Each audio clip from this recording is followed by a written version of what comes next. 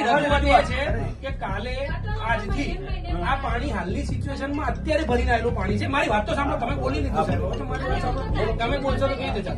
આ અત્યારે તાજું ભરીને લાયા છે. આનો વિડીયો છે ભરતો આજનો, બરાબર? એ તમને જોઈતો જ બતાવી દઉં. આ પાણી અત્યારે લોકો પીવે છે અને આવું પાણી અમારે પીવે છે. અને આ આખા ઓઢવ વિસ્તારની વાત છે.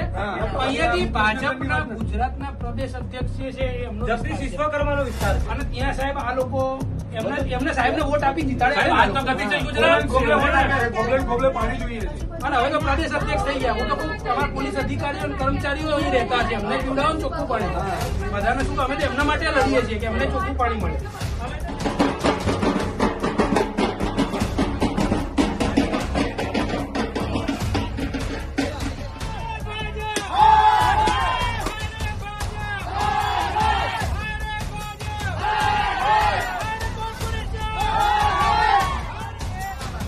ગટરનું પાણી પીએ છીએ, આપણે ગટરનું પાણી પીવા મજબૂર છીએ.